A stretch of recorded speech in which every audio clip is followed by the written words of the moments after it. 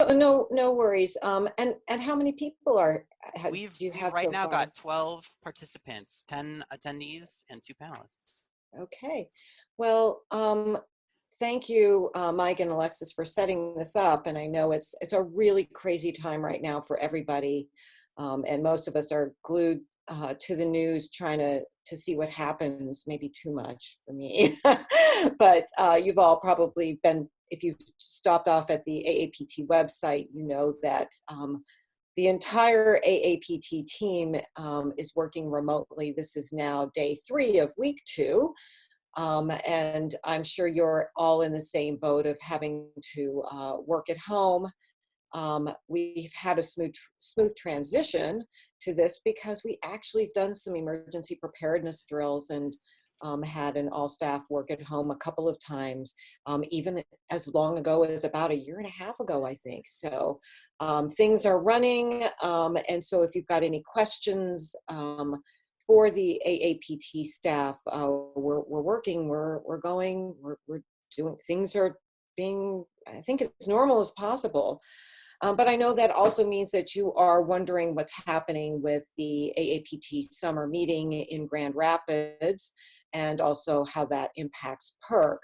And let me just start by saying that your safety, the safety of the staff, and the safety of Grand Rapids is really, that's at the top of our mind in making any decision about Summer Meeting 20. Right now, we're working through a number of things, as any association in this situation is doing. And at the moment, we are planning to move ahead, but there are so many unknowns right now. We just don't know yet. We can't firmly say, we're moving forward or not. We're assessing this day by day. And we hope to have an update on the AAPT website by mid-April. Also know that we're looking into what a virtual conference would look like, and we're looking at vendors and so on, so that if we do make a decision to go virtual, we will be ready. And it will be different for everybody. And so I just thought you all would want to know that. And hopefully that, I know it doesn't answer your questions, probably all of them, but hopefully it will give you a timeline and let you know what we're looking into. So Alexis and Mike, is that good? Yeah, I think that's great. Thank you so much, Beth. Yeah, that's fine. Thank you so much. Yeah, everybody. So we, appreciate you making time to come chat with us about the PERC proceedings. I know there's been a number of questions and stuff about what's going on. Maybe just to start, Alexis and I will introduce ourselves. So my name is Mike Bennett. I am serving this year as the PERC Proceedings editor. Last year, for 2019, it was the assistant editor. And Alexis, do you want to introduce yourself? And I'm Alexis Knob. I'm one of the co-organizers for PERC 2020 with Steve Meyer, Beth Cunningham, and Lyndon. And we'll be taking some questions at the end of this regarding PERC. Yes, so sort of, one of the main focuses we wanted to hit today was the proceedings, because we know that that's been a pretty big source of confusion so far. But yeah, we also want to make sure that folks, if interested, have an opportunity to discuss the PERC itself. So we'll hopefully have time to hit that as well. Okay, so let's go ahead and get started. The main 2 things that I wanted to address today are the questions of what are the changes to the 2020 PERC proceedings. So as you know, we're making some pretty big shifts this year, and I wanted a chance to just get everybody on the same page as far as what those shifts are and what other important information is there about the proceedings this year. So there are some things that I just wanted to make clear that aren't quite related to policy changes or whatever. but we'll talk about those as well. I also want to say, if you are following along on your own computer and you want a copy of these slides, feel free to scan this QR code in the bottom left, or this use this bit.ly link at the bottom right. Both of those will take you to the slides, and you can follow along with them yourself. There's some links in the slides, and you can click those, basically whatever you like. Okay, so the changes to the PERC proceedings are all centered around the idea that we are moving to a double confidential system of reviews. So that means there are going to be some new author responsibilities. There's going to be a little bit of a shift in the way manuscripts are composed, and the submission deadlines are moved up. These are the main changes to PERC proceedings this year. And I'll also say that all of the information that we're covering today, you can find on the PERC Proceedings web pages. Those pages have been updated with the new policies. They've been sort of tweaked to be more consistent across pages. So if you have questions about things that are covering now, I would encourage you to go check out those pages, as well as answering or asking questions here. I'll just say again, chat is open for the attendees, and there's also an opportunity there should be a button to submit questions that you can do, I think, even anonymously. So feel free to do any of that if you've got questions as we go through this. Okay, so let's just talk quickly about the double confidential review system. I assume everybody knows more or less what the double confidential system is, but just in case, I'll just say that the goal is to mask the identity of both authors and reviewers from one another. So this is a review system that has been in place in other published journals, and we have taken a lot of our maybe design philosophy is a good word, from places like the physics teacher and Elsevier or whatever. So we are working on what we consider to be some best practices for implementing double confidential review. And I'll also just remind everybody that this change has sort of been a long time coming, and I'm sure everybody sort of knows this, but just to be explicit about it, PERLOC convened a task force in 2018 that recommended these shifts. So we're implementing them about 2 years after the fact, but they have been recommended for quite a while. I can see that there's already a question in the chat. Jason, is the editorial team doing a new tech file to share? Starting with the file would save a lot of headaches. I don't think there's plans at the immediate moment to change the tech template from what it was in 2019. But that is a question that I can forward to the other members of the editorial team. We want to make sure that the templates are as useful as possible. So, okay, yeah, that's sure, yeah. Maybe we'll get to a place later on where we can sort of address a lot of questions at once. Maybe that's a better way to move forward. Okay, so let's go over just the changes to the double confidential, or the changes to the process based on double confidential. Number one, in order to help secure confidentiality or minimize the risk of folks sort of identifying manuscripts, since our field isn't the largest, we think that it's large enough that this will be effective. But just to make sure, we're having authors now submit conflict of interest lists along with their manuscripts. We're basing these definitions more or less off of the NSF's conflict of interest guidelines. You can find the definitions on the PERC website. And I think that as far as implementation goes, we will be having just a series of fields where authors, when they submit their manuscript, can also submit names of people who, if they were to receive the manuscript for review, would pose a potential conflict of interest. And that's things like collaborators, people I've written with before, etc. Again, the goal is to minimize the potential for folks to identify who the author is of the paper that they're intending to review. Also, authors are going to be given an opportunity to submit an additional copy of their abstract on the page where they submit their manuscripts. So obviously, the current format for the papers has the abstract on the same page as the authors list. We don't want to make people you know, go through the hassle of like anonymizing the authors list or anything. Instead, what we're going to do is we're going to be stripping the authors and abstract page from the PDF before it's given to referees. And we're going to include a field on the submission page where authors can just be they can just submit an additional, the same abstract that they already have, but that abstract will be given to referees instead of the author abstract page, which, like I said, will be stripped from the document before giving to referees. Okay, so yeah, like I said, we're going to strip the author page, so there don't need to be any changes to that. However, authors will need to strip metadata from their manuscript documents. So I know that, for example, for our colleagues who write their papers in Microsoft Word, Word has a habit of telling everybody in the entire world who has composed that document. And there are procedures in place that Microsoft has shared on their website, and there are also procedures for various PDF compilers and things like that that can remove that sort of metadata. So just as a heads up, we would like authors to be diligent about removing these identifying pieces of information from their documents. I'll just say at the outset here, I think we're all sort of aware that we're not gonna necessarily get this transition perfectly the very first time we do it.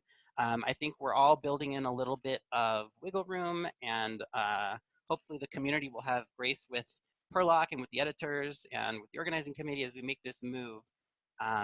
Our goal is to, you know, get this to be a very fluid part of our PERC proceedings process, and we're seeing this as a sort of important first step.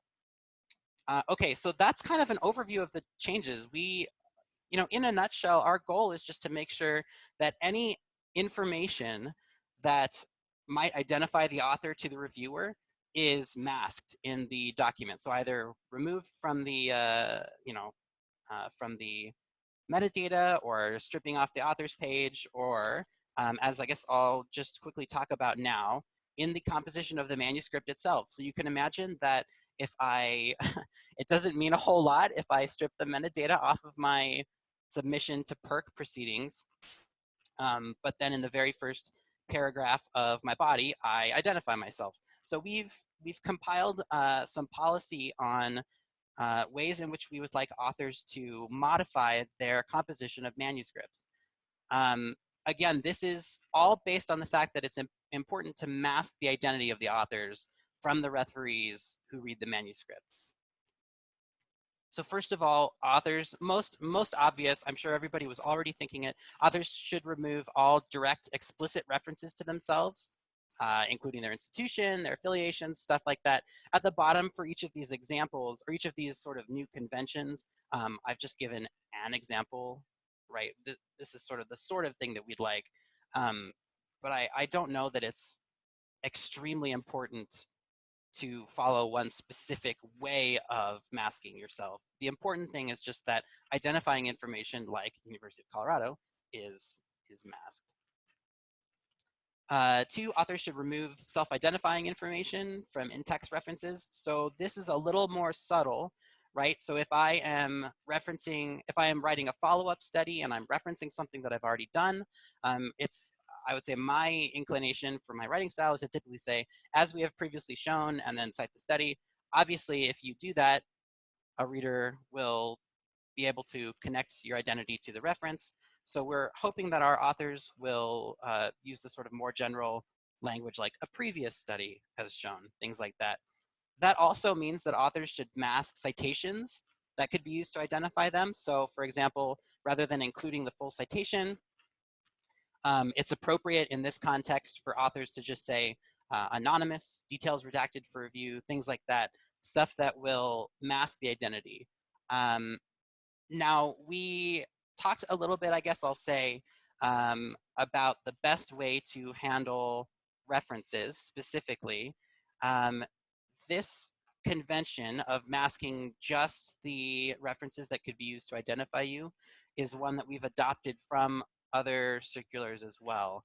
And we've chosen this over, for example, omitting the reference list entirely, or using obfuscating language, but not masking the references. This is what we've decided is going to be probably best for us for this entry into the double confidential process. And then sort of, you know, odds and ends throughout the paper. I think not everybody has to worry about this too much, but just things like figures or tables. Oh, that should say tables, not labels. Sorry. You know, file names, all of that stuff. We just want to make sure that authors are diligent about masking their identity. And then finally, we are hoping that authors will omit all acknowledgements, including persons, grants, etc., from the body of the manuscript. So I'll take this opportunity to say that obviously we know that nobody wants to have a paper published that has a bunch of anonymizing language in it. We are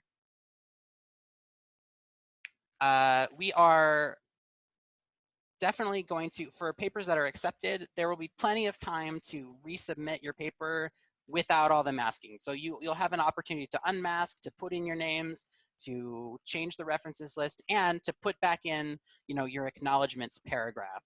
I guess I'll say that I'm hopeful that authors will remember the 4-page maximum for PERC Proceedings papers, and that they will not remove the acknowledgements and then bump the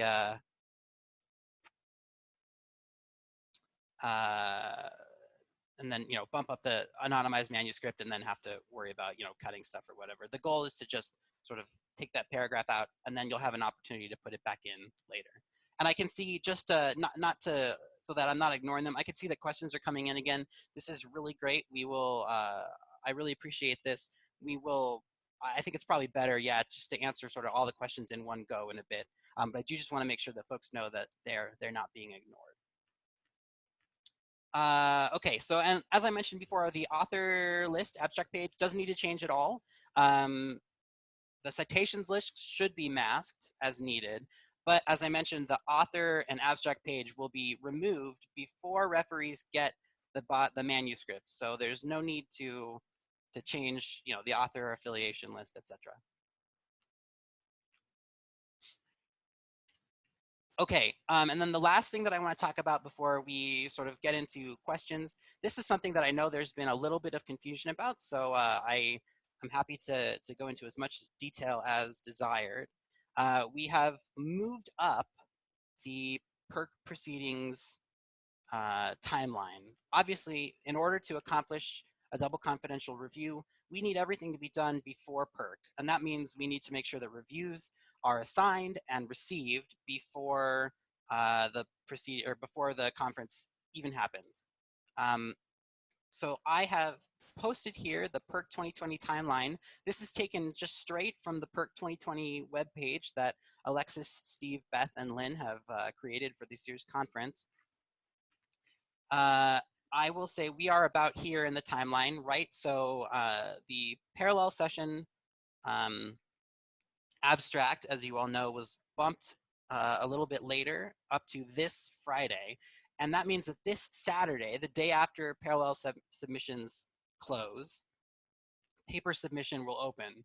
And you can submit your papers anytime from March 28th up until June 5th. After June 5th, paper submission will close and the editor team will start the work of assigning reviews, getting things ready in that regard, etc. And I'll also say that you will be able to submit an abstract all the way up until this day as well. So at any point up until June 5th, if you want to submit an abstract that is tied to a PERC paper, you can submit both of those in one go if you like. There's no need to submit an abstract, you know, immediately or in May, although obviously you're welcome to. That might make it a little easier for you on timeline. But I just want to be clear that the deadline for paper eligible poster abstracts and papers is the same. They're not different dates. If you would like, you are still definitely allowed to submit abstracts after this June 5th deadline. The only difference is that abstracts submitted between June 5th and June 19th won't be tied to papers. So these would be poster-only abstracts. And then, of course, PERC will happen, about a month after that date. So again, both abstracts and manuscripts can be submitted up to that June 5th, 2020 manuscript deadline. Abstracts can still be submitted after that. They just won't be associated with a manuscript. They'll be poster only. So I think some of the language, the sort of like paper eligible poster abstract and poster only poster abstract has been maybe given folks a little bit of confusion. Hopefully this is making it a little clearer.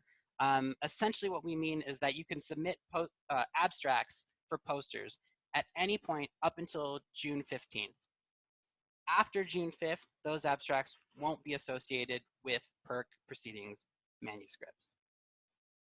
Just to talk about it a little bit in terms of the sort of review, response, appeals, process, timeline. After we receive all of the PERC manuscripts, the editorial team will assign reviews, and then reviewers this year will be given about 1.5 weeks after they have been assigned their review to complete the referee report and return it to the editors. Then after that, we'll take about 2 weeks to make decisions, clean up any loose ends with respect to reviewers who haven't submitted reviews and papers that need new reviews, those kinds of things. And we'll send out editorial decisions approximately 2 weeks after that. And at that point, authors can start to submit their updated, unmasked, normal, quote unquote, manuscripts. You'll be able to submit just sort of an updated final version to the PERC proceedings page through Compadre like you've always been able to do. You'll also be able to, if your paper wasn't accepted, the appeals process will start then and continue into the Friday before AAPT. And I know there was a little bit of confusion during the 2019 proceedings cycle on what the appeal process was, things like that. So we'll talk a little bit about that here as well. But just to summarize what we've sort of just covered, the main things are that authors need to modify their manuscripts to mask their identity. They will submit conflict of interest lists to minimize the chances of paper being given to a reviewer that might recognize them. They'll submit like an extra copy of their abstracts, which again, it's not going to be a new document. You'll just sort of fill it into a form. And then the manuscript submission deadline is moved up. And the whole process of the PERC proceedings is also moved up. Okay, that was kind of a lot of information. So maybe this is a good point to sort of break. And I can see there's a lot of questions. So maybe I'll go through these questions. And feel free to keep the questions coming, especially now while we're talking about this. Okay, let's see. A question, conflict of interest, will this be for all authors on the paper or just the first author? Great question. The intent right now is for whoever is submitting the paper to submit a list of conflict of interests for sort of the paper as an entity, which I suppose would include all of the authors on the paper. So ideally, we're hoping that our authors will think okay, who are the people who, if they get this paper, will be able to identify any of us? So I don't know, I guess it's maybe closer to all authors, but we are not thinking of this in terms of the NSF strict way of every single author has to submit this 2-page conflict of interest document. Okay. How many manuscripts does each reviewer get to review? Typically, we try to give each reviewer 3 manuscripts to review, up to 3. I've been told by editors to add back in the mask citations because they made it obvious who I was.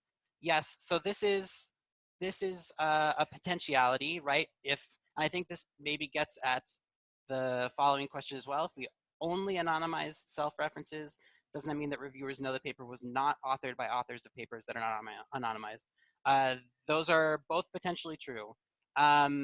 There is maybe not an ideal way to implement this with 100%, efficacy for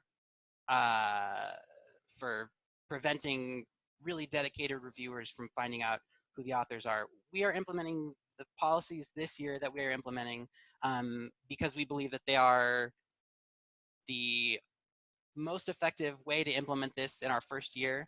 To the question, is there a plan to evaluate these changes and decide if we want to keep them? I think that you know, we are certainly wanting to make sure that we implement this as well as possible. I think probably that's a good question for PERLOC moving forward. I think I'll just say this: the editorial team is primarily concerned with implementation of these policies, but of course the community is what decides what it wants, just like it decided in 2018 that double confidential was something worth going for. 3 seems like a lot for a 1.5 week timeline. That may be true. Again, if it's a problem, we can certainly reevaluate. Okay, we've got a couple of questions via the question and answer form. Let me check these.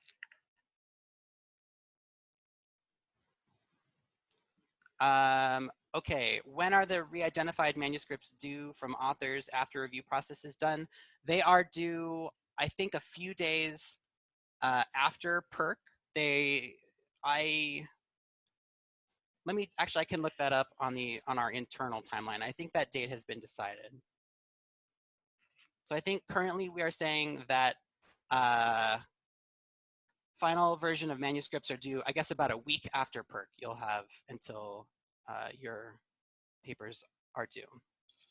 Would you consider having an anonymous survey after this first year of implementation to get community feedback on what worked and what didn't? That is certainly fine with me. That is maybe a decision that PERLOC would play a role in implementing. But I think we definitely want community feedback. Somebody has pointed out there's a big difference between conflict of interest and somebody who could figure out who I am. This is true, yes. Somebody with a conflict of interest has a personal stake in the publication of the manuscript, but there are many people who don't have a personal stake but still know who I am in the research that I do. That is true. Yeah, I don't want to, I don't want to speak incorrectly here. We are primarily interested in actual conflict of interest, not just referees sort of figuring out who the authors are. We're implementing the policies that we are doing primarily to address conflict of interest. So I apologize for misspeaking. Let's see here. Paying attention to positionality and being transparent about it is an important part of responsible research in social sciences. How can we be upfront about our positionality as researchers while also masking our identity? This is a good question. I think that maybe I can say that this is a question that I think we can continue to discuss as we move forward.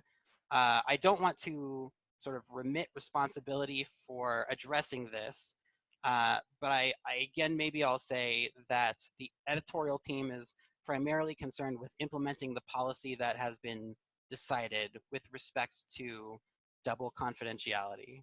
I suppose there's probably a number of practices that could be implemented to try and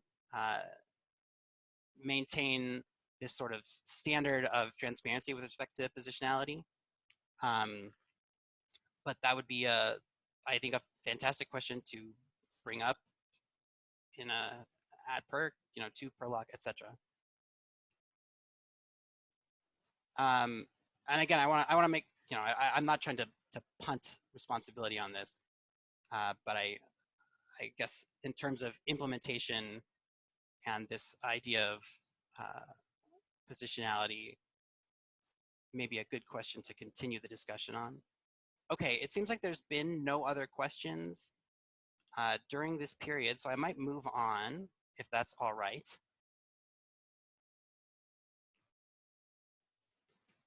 And that is just to talk a little bit about other important information with respect to the PERC 2020 proceedings.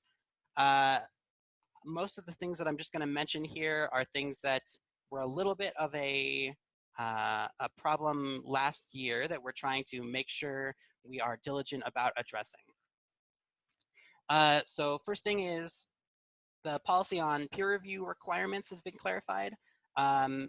We had, I think, a number of papers last year where authors were unhappy with the fact that their paper only got 2 reviews out of instead of the expected 3.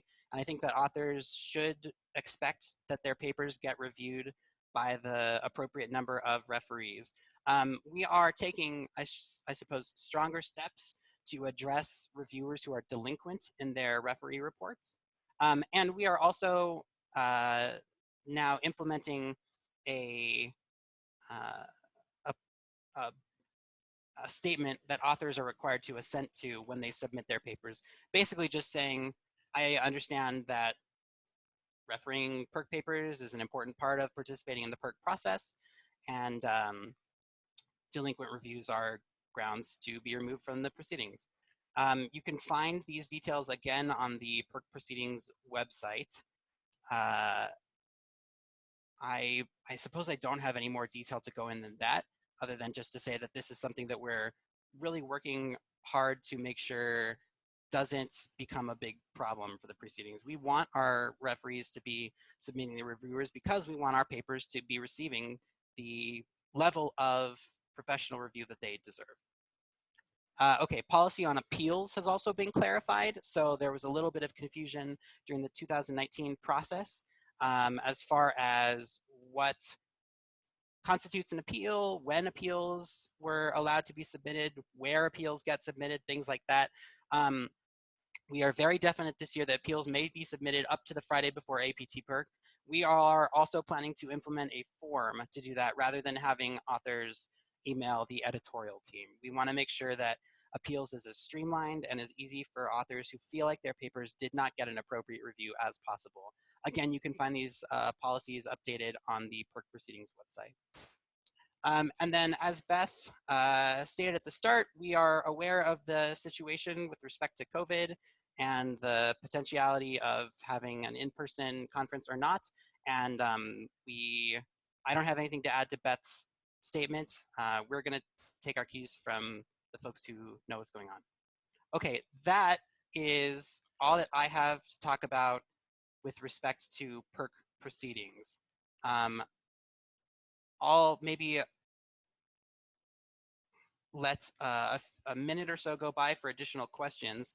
And actually, I can see there's already one. The delinquent review policy refers not just to first authors, correct? Yes, our hope is that, so I'll say this. We are aware that not every single author on every single PERC paper is a person who should be reviewing a PERC paper, right? Not everybody is in the PER field, not everybody is, you know, da da da. However, our expectation is that all authors on a paper, if it is appropriate for them to do so, will make themselves available to referee. And our current policy as it stands is that delinquency of any author on a paper is grounds for considering that paper subject to removal from the proceedings. So that's a good question. Any other questions?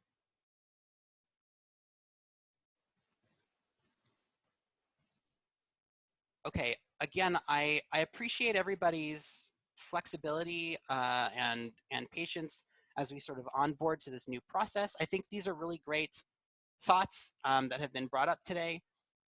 If you find yourself having questions moving forward, please don't hesitate to reach out to the editorial team or to PERLOC. Oh, here's one that's just come in. How will the PER review network intersect with the double confidential review? Will authors need to list people who participated in this as conflicts of interest?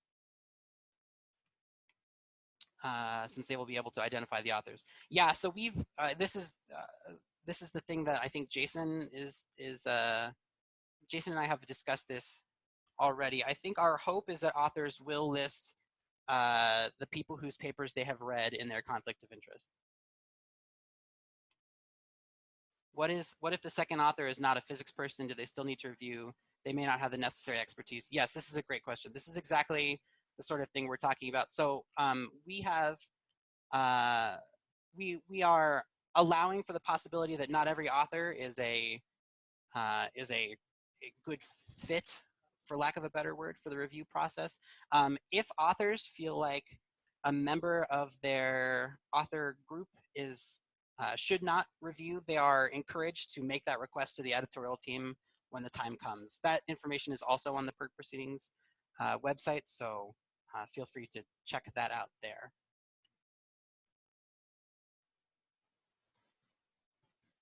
Do first authors get more reviews? I think the answer is no. We have this year, actually, that may not be the case. It may be 3 for first authors and 2 for co-authors. I don't remember, I'm sorry to say off the top of my head, what the numbers are, but I know for a fact they are on the PERC Proceedings website.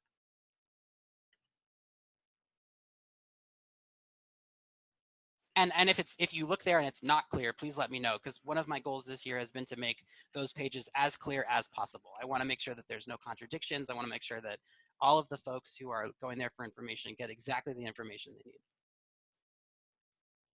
they need. Okay. All right, well, thanks everybody. I'm gonna go ahead now and throw it over to Alexis, because I think Alexis wanted to open the discussion a little bit for PERC related stuff, not related to the proceedings themselves, but more sort of general PERC conversation.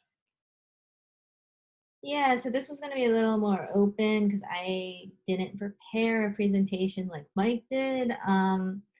Basically, if anybody wanted to shop around ideas, because sometimes we get emails about what is and what might be suitable, quote unquote, of interest. And just as a reminder that PERC parallel sessions, we extended the deadline for the proposals, and they are due March 27th. If you are considering submitting one, please do so. We'd love to see what you're thinking about. Yeah, and if you have any questions about that right now, floor is open, or anything else related to PERC that isn't the proceedings. Or if you do have questions, I guess, about the proceedings too, Mike's still around.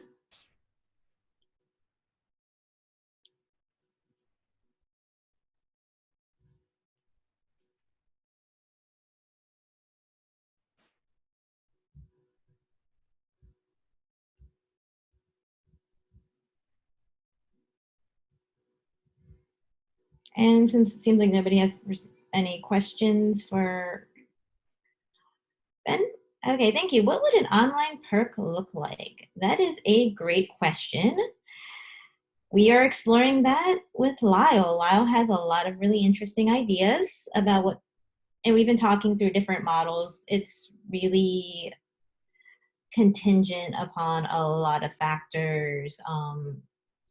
But we've talked through some scenarios, including the number of people who might be attend, whether we could do a hybrid thing. And again, we're still working that out. We've been talking about it for the last few weeks. So we've talked about how we can virtualize the poster sessions as well, because I know those sometimes don't get virtualized.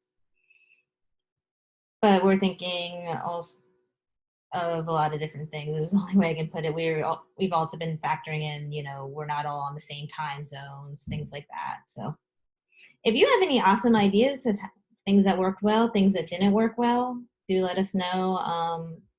We've been observing what the APS folks have been doing for March meeting stuff, things like that. So yes. And thank you for acknowledging that it is tricky. And yeah, again, we'd love to hear ideas. We've been reading, learning. I know Beth has been talking with folks, things like that.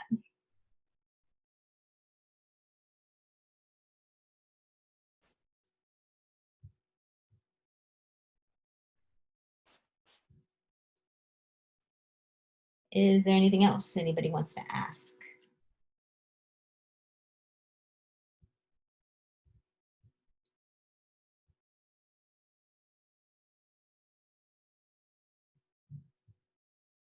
Well, because wait time's even more awkward when you can't see the people in the room per se. I think if you have questions, please feel free to email any of us. We have the PERC email account. We have a Twitter account. You probably know some of our personal accounts. It's on the page, things like that. Yeah, so Mike, I guess close it. Great. Okay. Thank you, everybody. We really appreciate your Thank you. time. I know this is a pretty chaotic moment for everybody, so we appreciate you making time even more. As mentioned, please don't hesitate to send questions if you have them. We will look forward to being in touch more as we get closer to PERC, and we'll look forward to making this change with you all. Okay, thank you. Yes, actually, Beth has said it in chat, but I'll say like I said at the beginning, we're planning on putting this on AAPT's YouTube channel. So if you know people who missed it, who wanted this information, feel free to forward it to them. Okay, thank you. Thanks.